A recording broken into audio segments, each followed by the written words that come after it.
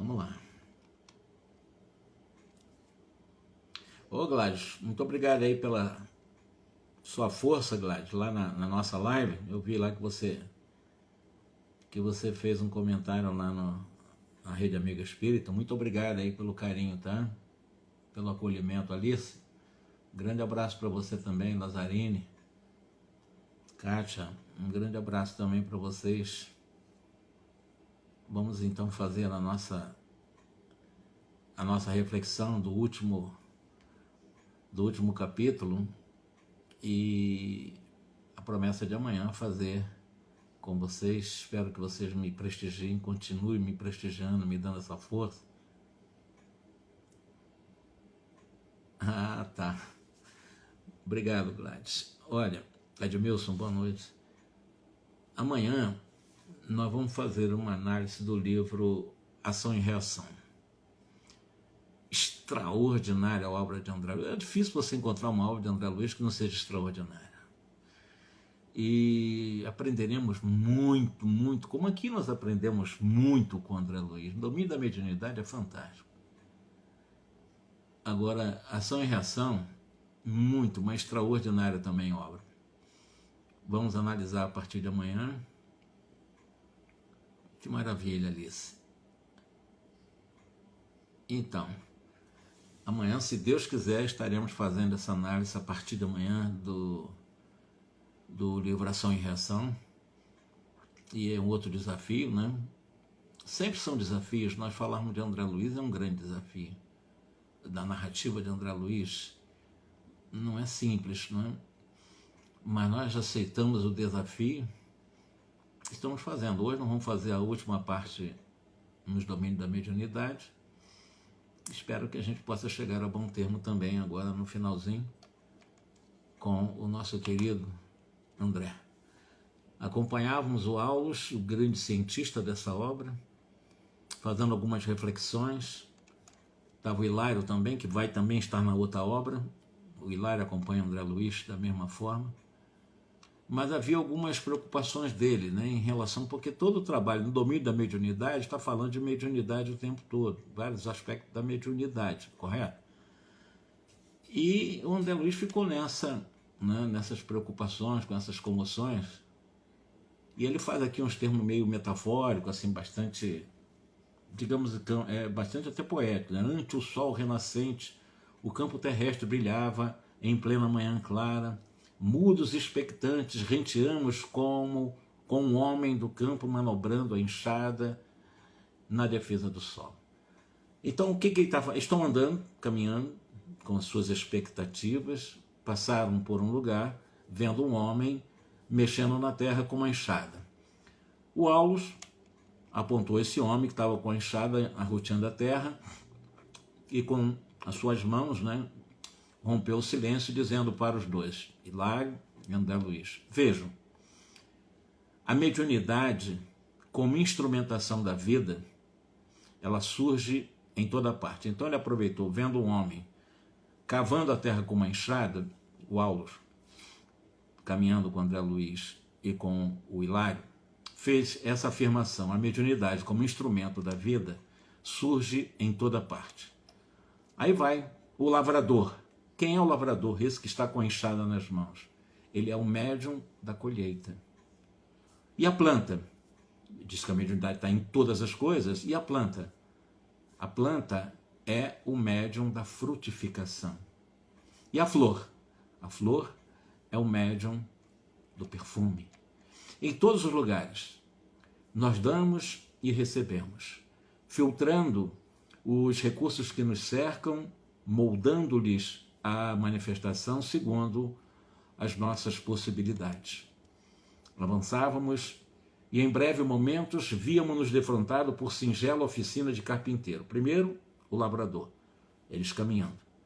Agora estão diante de um carpinteiro, uma oficina de carpintaria. E o Aulus indicou também da mesma forma o carpinteiro, o operário, que aplainava uma enorme peça, e observou o seguinte: possuímos no profissional, ali o artífice, um médium de preciosas utilidades. da devoção com que esse carpinteiro se consagra ao trabalho, nasce elevada percentagem de reconforto à civilização, como a mesa, cadeiras, etc, etc. E ele continua, Aulus mostrando que a mediunidade está em tudo. Não longe surpreendemos uma pequena marmoraria, à porta da qual um jovem vergava o escopro ferindo a pedra. Eis o escultor, disse Aulus. Escultor, médium da obra-prima. A arte é a mediunidade do belo, e em cujas realizações encontramos as sublimes visões do futuro que nos é reservado. Aliás, é bom nós sempre nos prendermos muito nessa questão da palavra belo, porque nós somos convidados pelo Cristo, porque tudo que o Cristo criou na Terra é muito belo. A formatação, a morfologia, a estrutura terrestre veio da mente de Jesus. A beleza do nosso planeta veio da mente de Jesus. A Terra é um planeta lindíssimo, porque veio desse princípio de beleza de nosso Senhor Jesus. E isso é muito importante dizer. E nós estarmos permanentemente com essas palavras em nossa mente. O bem, o belo e o bom.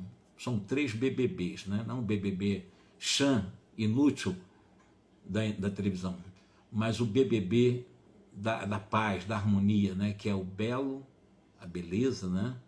O bom e o bem. Ele continua. O Aulus prosseguiu enunciando importantes considerações sobre o assunto.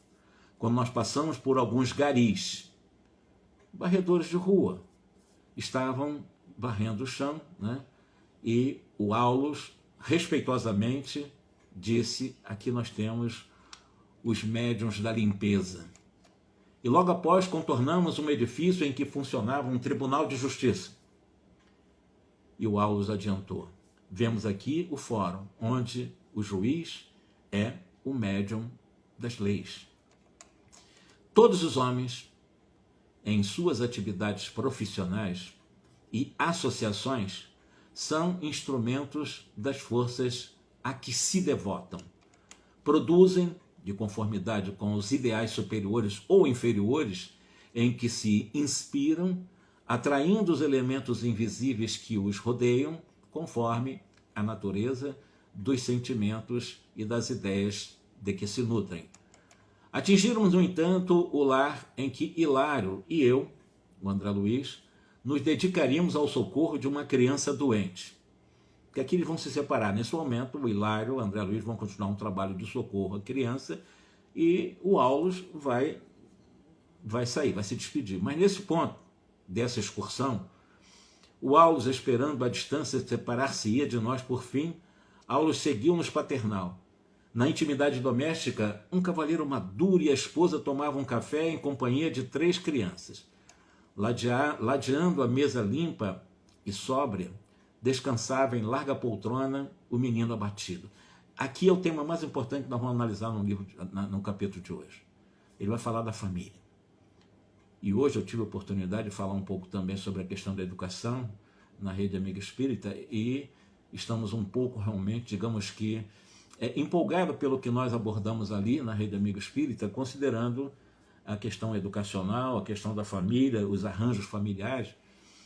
E ele continua aqui, e é o que nós vamos falar aqui. Ladeando a mesa limpa e sóbria, descansava em larga poltrona o menino abatido e pálido que nos recolheria o esforço assistencial. Então, o André Luiz foi para essa casa, para esse grupo, e veja lá que o Aulus está falando de mediunidade. Tudo que ele vê mediunidade. Né? Mediunidade lá no agricultor, naquele que trabalha com a madeira, naquele que trabalha no mármore, ele vê naquele que é o detentor dos juízos, que é o juiz, nos fóruns, enfim, tudo existe a mediunidade. Agora ele está dentro de um lar, ele está falando na metáfora que tudo é mediunidade. Onde é que nós vamos encontrar, então, nesse momento, a questão da mediunidade? O Aulus fixou os olhos nos quadros expressivos que nos tomava a atenção e exclamou, a família consanguínea é uma reunião de almas em processo de evolução, em processo de reajuste, em processo de aperfeiçoamento e de santificação. O homem e a mulher, abraçando o matrimônio por escola de amor e trabalho, através do casamento, honrando os vínculos dos compromissos que assumem perante a harmonia universal, nele se transformam em médiums da própria vida. Então está aí a metáfora que ele vai utilizar na família, considerando esse arranjo aí, marido, mulher, casamento, com esse compromisso assumido perante a harmonia universal, transformados exatamente como médiuns da própria vida. Olha a responsabilidade da família.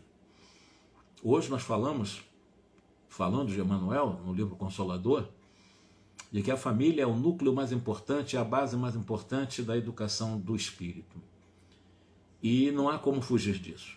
As escolas, as universidades, os grandes institutos de ensino apenas instruem, ilustram a nossa inteligência, apenas nos preparam para a cidadania, para a vida na sociedade.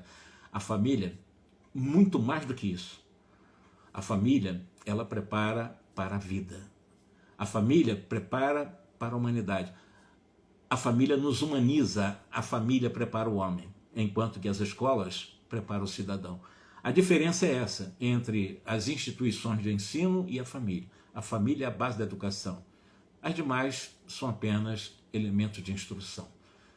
Responsabilizando-se pela materialização a longo prazo dos amigos e dos adversários de ontem, convertidos no santuário doméstico em filhos e irmãos. Então, a família também é isso, já que nessas condições estamos falando em mediunidade da própria vida, responsabilizando pela materialização, que é pela reencarnação a longo prazo de amigos ou inimigos de ontem, convertidos no santuário doméstico em filhos e irmãos.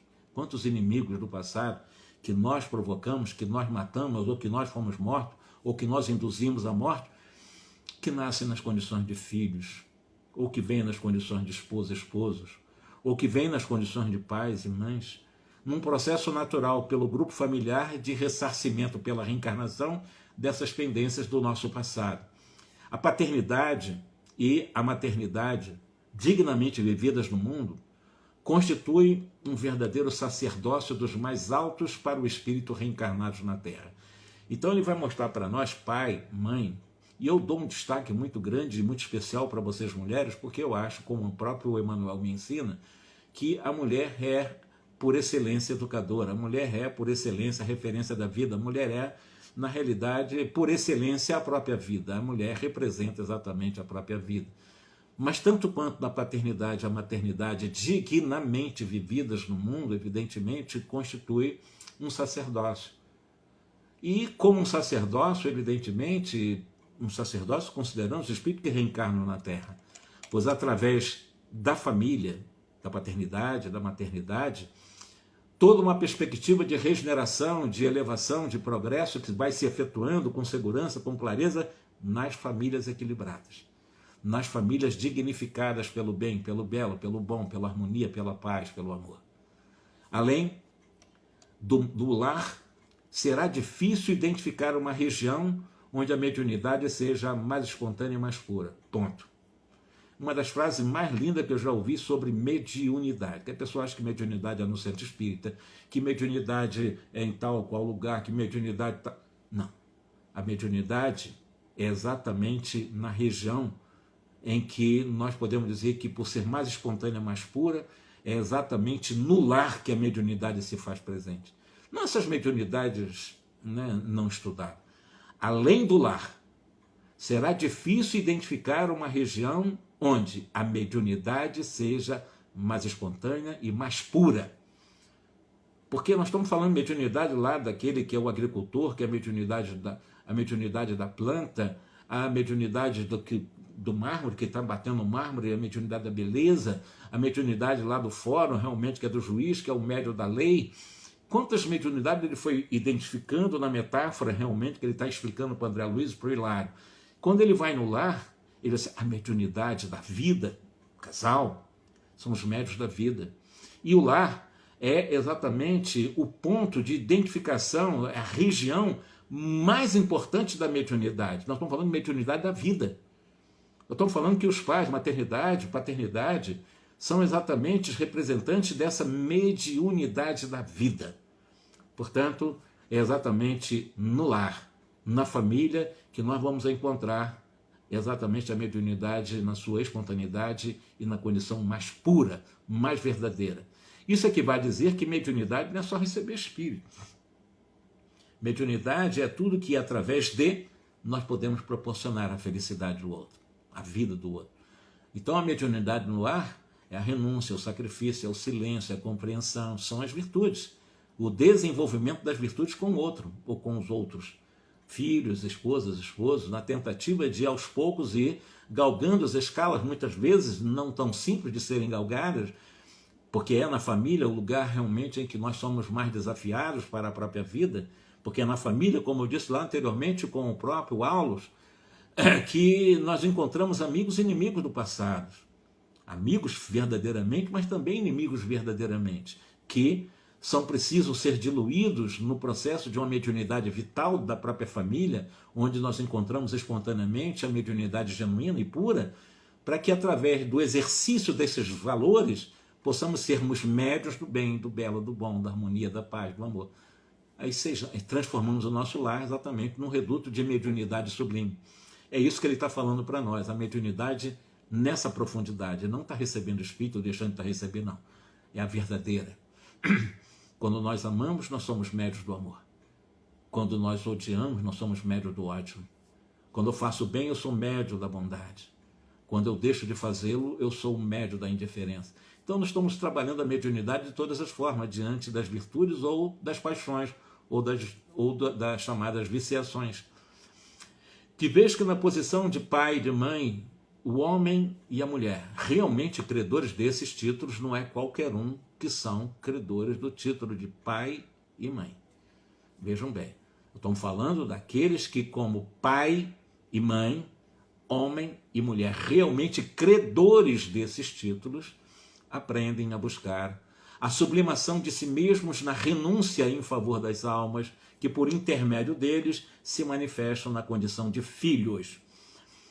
O lar, repito, é o local, é a região em que mais, infinitamente mais, é exigido do reencarnado. Porque é no lar que nós aparamos as nossas diferenças.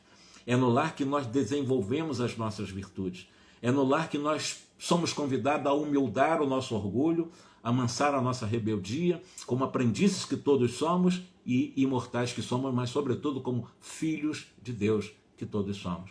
Então o lar é a maior escola, é a mais importante escola da nossa sublimação, mas também é, com certeza absoluta, o reduto onde muitas almas precipitam-se no mal. Vocês vão ver isso o tempo todo em várias famílias que os filhos se tornam violentos com a própria família, o marido se torna extremamente violento com a esposa, vice-versa, uma desconstrução de harmonia dentro da família muito grande, porque eu repito, ali é o local de maior desafio de uma reencarnação, é na família. Não existe outro lugar mais desafiador. Se nós conseguirmos trabalhar bem a família, se nós conseguirmos superar o nosso orgulho, a nossa vaidade, a nossa prepotência, humildando o nosso orgulho, como eu disse, amansando a nossa rebeldia, sempre convidado realmente a silenciar, a renunciar, a ceder quando precisamos ceder, nós vamos manter a harmonia no lar, trazendo Jesus, convidando Jesus para o nosso lar. Isso vai se tornando um hábito e o nosso lar se torna realmente um ponto de pouso, um ponto de repouso, um ponto de vida, um ponto de alegria também. Se é um lugar de desafio, mas é um lugar também de muita alegria. Isso também é real. Se eu posso encontrar na terra o lugar em que eu posso me encontrar consolação, esperança, alegria, quando eu construo isso, é na família também. Então a família você tem o chamado desequilíbrio e o equilíbrio para você numa encarnação. E num sopro de bela inspiração concluiu, olha só, num sopro de bela inspiração, Aulus concluiu, a família física pode ser comparada a uma reunião de serviço espiritual no espaço e no tempo, cinzelando corações para a imortalidade. O cinzel é utilizado para os grandes escultores, aqueles que fazem esculturas ou aqueles que do mármore também vão fazendo o desenho, dando vida ao mármore, né?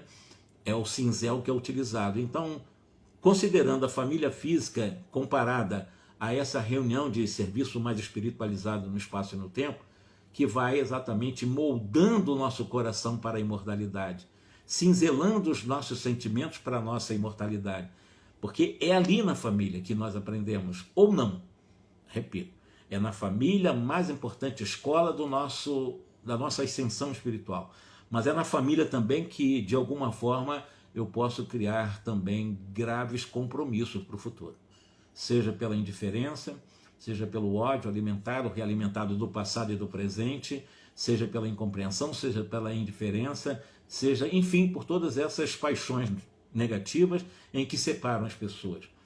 Hoje eu cheguei a fazer alguma relação sobre a constituição do grupo familiar em que há pouca convivência nos dias de hoje. Muito pouca. Na minha época a convivência era maior. Não, talvez seja até por causa da tecnologia, nós tínhamos poucas, eu nem televisão tinha, eu falo isso na minha live. Havia mais conversa, havia mais, de alguma forma, algum tipo de intercâmbio mais demorado, nos víamos mais, nos olhávamos mais. E hoje as pessoas mal se olham, né? As pessoas estão presas à tecnologia, né? Vocês sabem o que eu estou falando, fica preso a um celular o tempo maior do que deveria e mal olha no olho do pai, da mãe, do filho, etc. E fica essa convivência comprometida no dia de hoje. Isso não é bom para nós, né? Porque a gente acaba não tendo, digamos assim, temos maior dificuldade de aprender com a própria família, né? Porque não está servindo para muita coisa, apenas eu estou me deixando levar porque antigamente chamavam de o tubo louco, que era a televisão, um tubo maluco, né? Deixa você preso a ele e você perde noção de realidade. Então a família física pode ser comparada a essa reunião com objetivos espiritualizantes, exatamente considerando espaço e tempo infinito, do qual vai cinzelando os corações para a imortalidade, vai moldando o nosso sentimento para a nossa imortalidade. Em seguida, Aulus leu o mostrador de um relógio e observou: quem caminha com a responsabilidade não deve esquecer as horas. Então, eu tenho um compromisso. Sou responsável, eu agora vou ter que ir. Retirou-se, precípite, e seguimos até a praça próxima. Aulus fixou o céu azul, que o sol como se desfazia em chuvas de ouro que tem senseado, bem poético, né? E dispunha-se a enlaçar-nos quando me percebeu o propósito mais íntimo, falando com humildade. André, aí termina o capítulo, mas eu vou dar continuidade, que eu vou fazer uma reflexão com vocês sobre a família antes de encerrar a nossa aula, porque ele deu uma ênfase muito grande na família no último capítulo. De tudo que ele falou, dizendo que a família é o núcleo mais importante da mais espontânea mediunidade e mais pura das mediunidades. Veja a importância da família. Ele culmina uma obra do qual ele analisa a mediunidade e vai terminar na família dizendo que ali é exatamente a região onde se exercita verdadeiramente, na sua espontaneidade, a mais pura das mediunidades, pelo exercício das virtudes. André, faça prece para nós. E o André, reverente, né, fez a prece dele. Faz uma prece lindíssima também, que eu poderia até fazer a descrição, mas é uma prece maravilhosa. E no final ele diz: não nos deixeis confiados às próprias cegueiras, guia-nos o passo no rumo daqueles companheiros que se elevam, humilhando-se e que, por serem nobres e grandes diante de ti, não se sentem diminuídos em se fazendo pequeninos a fim de auxiliar. Ele está agradecendo a Jesus pela presença das grandes aulas que ele teve com Aulus. E lembra Emmanuel quando fala, né, apequenar-se sem perder a altura, né? Os seres são muito altos, mas eles se apequenam sem perder a altura, como foi o caso de Aulus. E ele termina a prece: glorifica-os, Senhor, coroando-lhes a fronte com os teus lauréis de luz. Aulus devia saber que ele próprio personificava para nós os benfeitores, a cuja grandeza nos reportávamos, entretanto, não ousei pronunciar-lhe o nome, tal a veneração que nos merecia. Terminada a oração, fitei-o de olhos úmidos. E Aulus disse uma palavra. Na realidade, ele não disse nenhuma palavra. Revestido de radiações luminescentes, dando-nos a entender que se despedia de nós igualmente em prece, recolheu-nos num só abraço e foi embora. A maneira de crianças, Hilário e eu, em pranto mudo de reconhecimento, contemplamo-lo até que se lhe apagou o vulto ao longe. Lembramos-nos, então, do trabalho que nos aguardava e, louvando o serviço que em toda parte é nossa bênção, passamos a socorrer aquela criança que estava na sala, e foi daí que o Aulus começou a falar sobre a família, a mediunidade, já que ele estava fazendo exatamente comparações em vários aspectos nessa caminhada até essa casa com Hilário e com o André Luiz. A obra termina aqui, mas eu ainda quero fazer uma reflexão com vocês antes de dar por encerrada a obra, com essa prece belíssima de reconhecimento de André Luiz. A rigor, as relações familiares, como a base, a região mais importante da mediunidade mais pura, porque a família, os pais, são os verdadeiros médios da vida, conforme aqui o Aulo nos explica, deveriam, acima de ser de tudo, ética. Ética em todos os sentidos. Buscar exatamente investir de uma forma, às vezes de um sacrifício pessoal muito grande, para que nós possamos manter o equilíbrio na família. E observa-se nelas uma deteriorização emocional, uma deteriorização profunda e uma complexa malha de desestabilidades morais que nos importa examiná-la. Eu cheguei a fazer um pouco sobre essas ilações hoje lá na Rede Amiga Espírita, poucas delas. Mas eu cheguei a falar que o grupo familiar, o clã familiar, na minha época, realmente tinha uma convivência maior. E, evidentemente, hoje a arrumação familiar, pelo contrário, apesar das menores dificuldades materiais, porque hoje está muito mais fácil. Na minha época era difícil até um telefone, e comprar um telefone, uma linha telefônica era para rico, coisa muito difícil, né? E hoje as dificuldades são bem menores do ponto de vista material e tecnológico, mas o espaço de convivência diminuiu também. Essa tecnologia bastante volátil, eu considero responsável por quase que diretamente por essa conjuntura de uma família ainda distante, né, que essa tecnologia vai ocupando espaços importantes e as pessoas vão se prendendo, se escravizando a uma televisão, a internet, enfim, essas coisas, e esquece do outro. Isso acontece na maioria das vezes, não estou dizendo que é uma regra, mas é quase que em geral. Em face disso, nós somos realmente convidados a fazer algumas confirmações que a base familiar, o instituto familiar, ela precisa, e vocês vão concordar comigo, de um apoio religioso. A família, se antigamente, por causa da minha vozinha, depois que desencarnou, começaram a... É verdade também, isso é uma verdade. Era muito comum dos meus avós também. Vocês são muito novos ainda, né, de geração muito depois da minha. A minha geração é bem anterior. Mas a minha avó, que eu sou aquele da geração do Baby Boomers, né, que são chamada geração pós-guerra, né? E era uma geração muito diferente da geração de hoje, não se compara. Eu não estou nem dizendo que se era melhor ou pior, mas o arranjo familiar era diferente, era muito diferente, né? E, evidentemente, eu queria afirmar aqui para vocês de que a religiosidade é muito importante. E quando eu falo religiosidade, estou falando de religião, não. Eu estou falando de religiosidade como o imperativo para a nossa ascensão espiritual. O que é religiosidade? É o nosso compromisso com o Cristo dentro das leis divinas que trazemos na consciência. Claro que o espiritismo é importante na nossa vida. Claro que a espiritualidade, que a religiosidade é muito importante na nossa vida também. Mas o mais importante, né, entre a espiritualidade e o espiritismo é a religiosidade. Porque a religiosidade é nós realmente estarmos permanentemente prontos para enfrentarmos os desafios da vida. E a vida na Terra não é para fracos, né? A vida na Terra é um desafio permanente em cada minuto da nossa vida. Nós somos desafiados, né? As pessoas chamam... O desafio é sofrimento. Não, desafio é desafio. Sofrimento é a pessoa que acha que não tem que sofrer. Na realidade, a dor faz parte da nossa ascensão. A dor faz parte do nosso crescimento. Não temos como fugir da dor. O que nós podemos fazer é transformar a dor em amor, porque é um convite para amar, e não transformar a dor em sofrimento, que é nos distanciar do amor.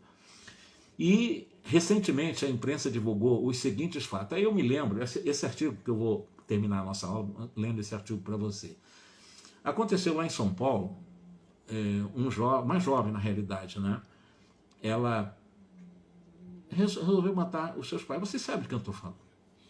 Resolveu matar os pais, os dois pais, com seus namorados. Lembra?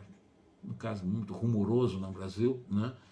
E com a ajuda do Maurado, realmente acabou fazendo isso. Uma outra, na mesma época em que eu escrevi o artigo, um casal pegou o bebê e jogou contra um automóvel, né? e um outro casal, na mesma época, né, da Richthofen, né, que se fala, esse casal também pegou uma menininha e jogou pela janela de um prédio de 10 andares. E, é claro, são casos absurdos, familiares que eu estou falando. Né? Um casal que joga um bebê contra um carro, outro que joga do prédio, outro que mata os pais.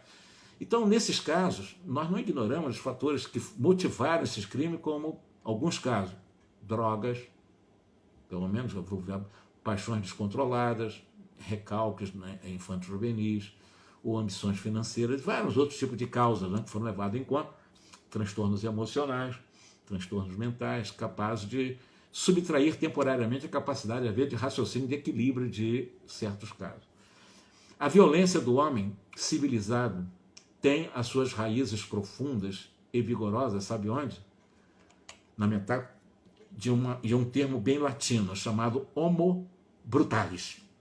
Nós temos o homem de Neandertal, nós temos o homem de Java, temos o homem de Nanquim, temos o homem de Neandertal, que é o homem de Cro-Magnon, vários homens. Temos também o homo brutalis, metaforicamente falando, que tem as suas leis de subjugar, humilhar, torturar, matar. Então, o homo brutalis existe no homem comum, desavisado.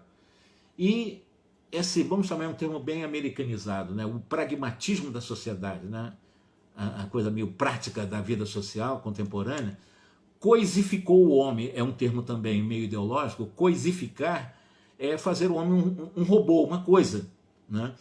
E o que vale dizer que o nadificou no plano moral. O que é o nadificar? É você se tornar um nada perante as leis de amor, justiça e caridade da própria consciência. É o mundo de hoje, mundo materialista, é um mundo em que casais fazem isso com os filhos, que uma filha mata os pais dessa forma.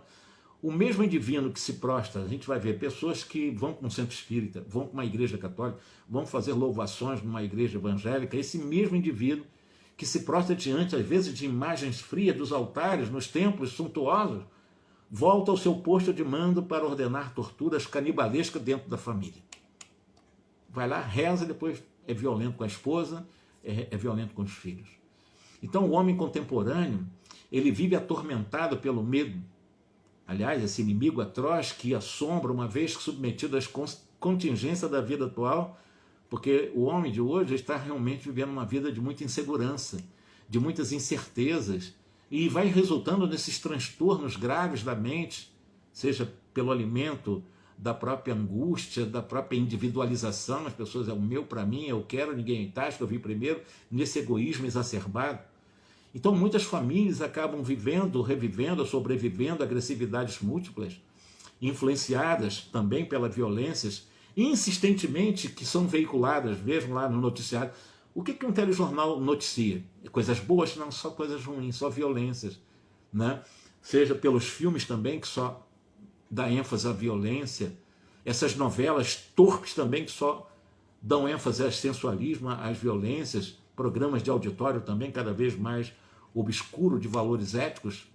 Então, alguns familiares vão assimilando subliminarmente essas informações no cotidiano, no dia a dia, e reagem violentamente diante das dificuldades, dos reveses da vida perante qualquer contrariedade corriqueira, aí se torna violento.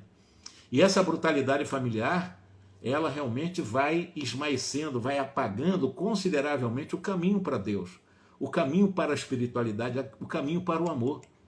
Então há aquelas pessoas que condenam a violência dos outros. Não, eles são violentos. Mas, no entanto, no dia a dia, ao invés de agirem de forma pacífica, já que condenam a violência dos outros, são exatamente quase um robozinho, uns androides, né, revidando com a mesma moeda a agressividade sofrida e criticando os outros. A gente vê isso muito no esporte também.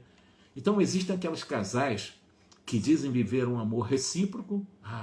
Nós nos amamos, vamos para as redes sociais, aquele sorriso e tal, e um está matando o outro no dia seguinte. Como está acontecendo isso, meus irmãos? Vivendo de aparências, né? E dizendo que tem um amor recíproco. No entanto, quando há qualquer desentendimento entre eles, são extremamente hostis um com o outro. Há até os que veem o outro, o cônjuge, né, um verdadeiro teste de paciência, porque eles dizem assim, nosso santo não se cruza. A gente viu recentemente, infelizmente, o autocídio de uma cantora. Exatamente porque uma vida esgotada de emoções deterioradas, com uma convivência terrível, tóxica com seu marido. E mais ainda, quando os assuntos são os filhos. E aí? Há pais que se dizem adorar todos eles, mas consideram seus filhos imaturos, que dão muito trabalho e não raro dão muito desgosto. Que pais são esses? A vida em família, nessas condições, acaba se transformando num verdadeiro inferno, num tormento. É a família os arranjos familiares de hoje. Na verdade, se não aceitarmos nossos filhos hoje como eles são, nós teremos que aceitá-los amanhã, pois as leis da própria vida, de causa e efeito, exigem, segundo nos ensinou o próprio Cristo, que nos entendamos com os nossos irmãos de penosa convivência enquanto estivermos a caminho com eles. São difíceis, mas nós somos convidados por Jesus para que nós possamos conciliar com os filhos, conciliar com os inimigos, conciliar com os adversários, enquanto estivermos a caminho com ele, antes da metafórica oferenda no altar. Então, a fuga aos deveres atuais será paga mais tarde com juros devidos. Não tem como. É lei, não é castigo, é lei, causa e efeito. É uma lei moral. Então, os filhos difíceis, aqueles que têm filhos difíceis, os filhos, na realidade, são filhos de nossas próprias obras. Eles são difíceis? São. Mas eles não estão ali de graça. Não existe o acaso na construção de uma família. Não existe. Então, os filhos são exatamente filhos de nossas próprias obras, de vidas passadas, que Deus, a providência divina, pela bondade de Deus, né, encontra-nos, dá a possibilidade de nos unir pelos laços da consanguinidade, dando-nos essa maravilhosa chance de resgate, de reparação, embora seja um serviço árduo de educação, mas é o que nós construímos no passado. Então, nós devemos ensinar a tolerância tolerando. E quando eu falo tolerância, a tolerância mais pura, mas não podemos, como pais, desdenhar a energia quando se exigir num filho mais rebelde, quando necessária no processo de educação, claro, reconhecida. Nós não somos iguais, os filhos não pensam como os pais.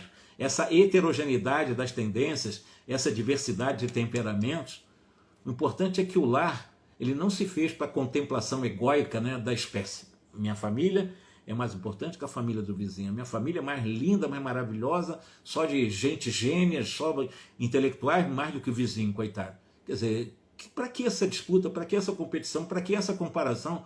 O lar não se fez para contemplações de egoísmo da espécie, como a minha família fosse melhor que a família do vizinho. O lar, na realidade, é um santuário onde, por muitas vezes, se exige, como eu disse, renúncia, silêncio, sacrifício de uma existência inteira. Não é apenas de alguns anos, de uma existência inteira. Então, por essas razões, eu digo que ninguém reencarna para fazer turismo, não.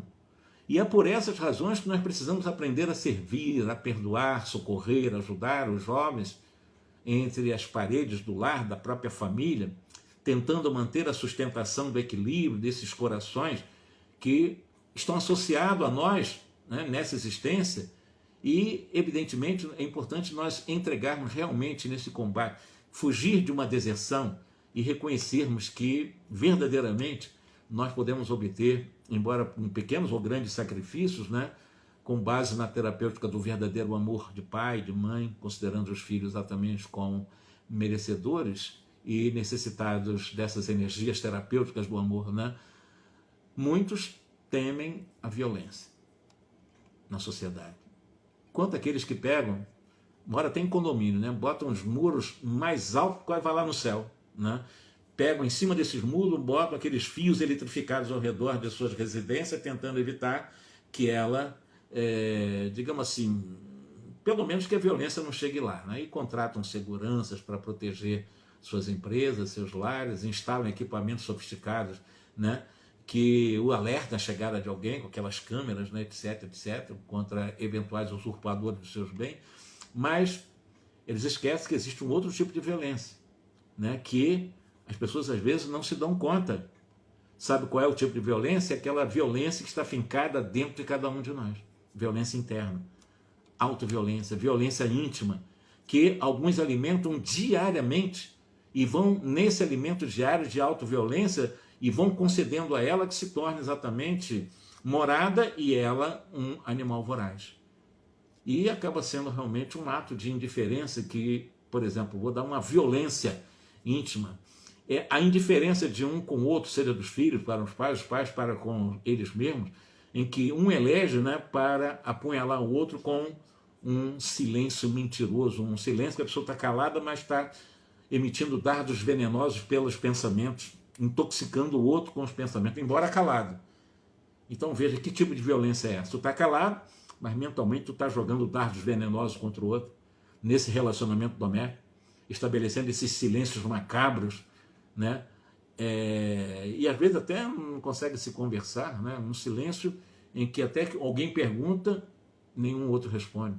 São cônjuges que entre si fazem aquele chama de pacto de mudez. Não falo contigo. Estamos de mal, mas mal às vezes uma vida inteira, como símbolos desse desconforto por viverem um lado do outro como algemados sem remissão, ou seja, um ao lado do outro como se estivesse algemado. Marido e mulher, um está algemado no outro. Quer dizer, de alguma forma, e sem remissão, não tem remissão nisso.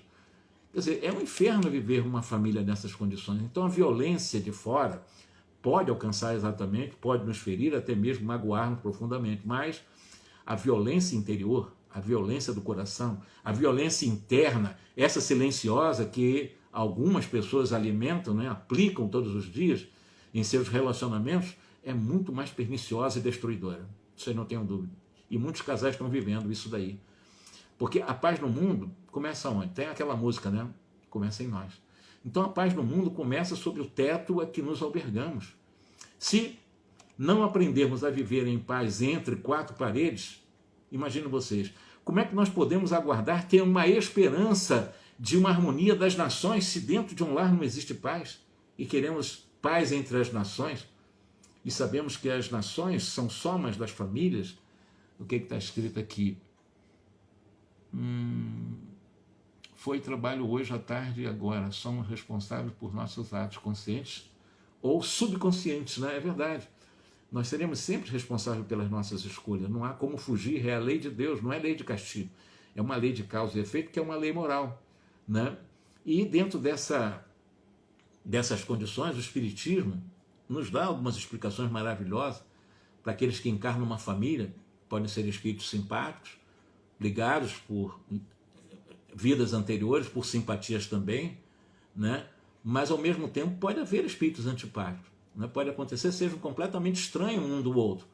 E esses espíritos, afastados entre si por antipatias igualmente anteriores, que se traduzem na Terra exatamente por um mútuo antagonismo que aí lhe serve de provação. A família acaba servindo de provação. O apostolado de reajuste e o convite do Espiritismo, o Espiritismo não impõe nada, mas o convite é que nós iniciamos exatamente nos pais, são exatamente nos pais despertos para a lógica, para que haja um melhor entendimento. Que os pais são convocados pela sabedoria da vida para apaziguar esses conflitos domésticos por um processo de renovação de concepções de vida, sem egoísmo, sem vaidade, sem prepotência, sem violência, sem essas violências íntimas. E quando nós somos trazidos à reencarnação para formar os alicerces dos fenômenos sociodomésticos, não é somente na relação dos pais para com os filhos que assume esse caráter tão importante que nós estamos analisando sobre a família, mas claro que também dos filhos para com os pais, isso é óbvio. Então os pais, é claro que não conseguem imediatamente, nós não conseguimos entrar na trama do destino que os princípios de causa e efeito reservam para os nossos filhos, nós não temos controle sobre isso, né? Agora, os filhos também não têm habilidade e estão até inabilitados para compreender também de imediato qual é o nosso enredo, né, das circunstâncias em que nós, os pais, estamos mergulhados. Daí, devemos estar sempre atentos, antes de terminar a nossa fala, e de uma forma incansável buscando um diálogo franco com os nossos filhos, sobretudo amando-os independentemente de como eles se situam na escala evolutiva. Filhos problemas, amá-los. Esse é o convite. E coincidentemente ou não, e eu posso afirmar isso, na condição de humilde terapeuta, os jovens mais agressivos são exatamente pouco amados pelos pais. Os jovens agressivos se sentem deslocados no grupo familiar ou até se consideram pouco atraentes na própria família, se tornam agressivos, violentos e às vezes criminosos. E essa e é por muitas outras razões que nós devemos transmitir segurança aos nossos filhos, através do afeto, do carinho, do diálogo, da conversa, da aproximação, às vezes de um aperto de mão, de um alô, como vai? Como é que está você? É assim que se dá o processo de transmissão de segurança aos nossos filhos também. Porque muitos filhos se tornam violentos porque dentro de casa se sentem inseguros, se sentem rejeitados, se sentem exatamente peixe fora d'água, né? Então todos nós necessitamos de ser amado, gostado, mesmo tendo consciência dos nossos defeitos, das nossas dificuldades, das reais diferenças entre nós. Então fica aqui a nossa mensagem, que nós possamos realmente investir muito nesse, eles chamam de região, né? A região mais importante da mediunidade. Onde é a região mais importante da mediunidade? Família. Onde é que nós, e qual é a mediunidade que nós vivemos na família? A mediunidade da vida. Médiuns da vida que nós somos. Médiuns para viver. Médiuns para eternamente estarmos ligados à vida. Porque a vida é exatamente de fonte inesgotável. A vida não se acaba nunca. E muitas vezes, dentro dessa realidade, para que nós possamos encerrar, que Jesus nos abençoe, para que amanhã, sábado, possamos analisar o livro Ação e Reação. Está muito ligado a tudo que nós falamos aqui. Ação e Reação. Ali tem cenas, vocês vão ver coisas terríveis. Para quem conhece a obra, vai se lembrar. Para quem não conhece, a descrição de como é a região das trevas. Coisas assim tão terríveis no começo da obra, né, do que, como vocês viram no livro Libertação. E a lei de causa e efeito, como funciona. É uma coisa maravilhosa. Eu sempre digo que a lei de causa e efeito, ela não existe para nos punir. A lei de causa e efeito, ela existe para que nós possamos nos proteger de nós mesmos. Nós nos protegemos de nós. Por quê? Porque a lei de causa e efeito sempre me dá um chacoalhar naquilo que eu erro. Então ela chama atenção, é a lei de causa e efeito que é o resultado da mal escolha. E ao invés de eu amaldiçoar o erro que eu cometi, eu vou fazer desse erro uma possibilidade de aprendizado, que é a coisa positiva que eu faço diante daquilo que eu faço errado. Então, se eu errei, vamos conquistar então uma experiência aí, ou seja, vamos aprender com o erro. E a partir daí vamos fazer de forma diferente, quantas vezes forem necessárias, em quantas encarnações forem necessárias, até nós chegarmos à plenitude da nossa evolução.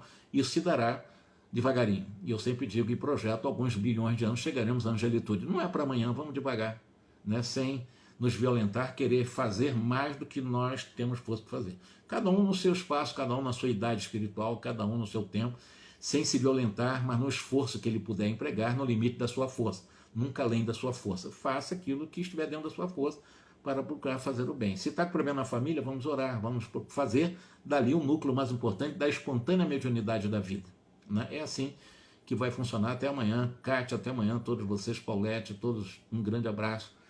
Estaremos, se Deus quiser, se vocês continuarem me apoiando aí, estudando muito, aprofundando muito, fazendo essas correlações com outras pesquisas que eu faço, a fim de acrescentar as informações como instrumento para a nossa transformação, a partir da apropriação dessa informação. Saber é uma coisa, sentir é outra. E a única forma de, por saber e sentir e vivenciar, é eu sentir aquilo que eu sei. Ou seja, isso é importante para mim? É. Será que realmente eu estou sentindo isso? Estou. Então eu estou realmente um passo muito largo de transformação de vida. Eu realmente me transformo a partir do sentimento daquilo que eu sei. Ok? Um grande abraço aí para vocês. Até amanhã, se Deus o permitir. Estaremos entrando, prefácio, apresentação de Emmanuel, no livro Ação e Reação. Combinado?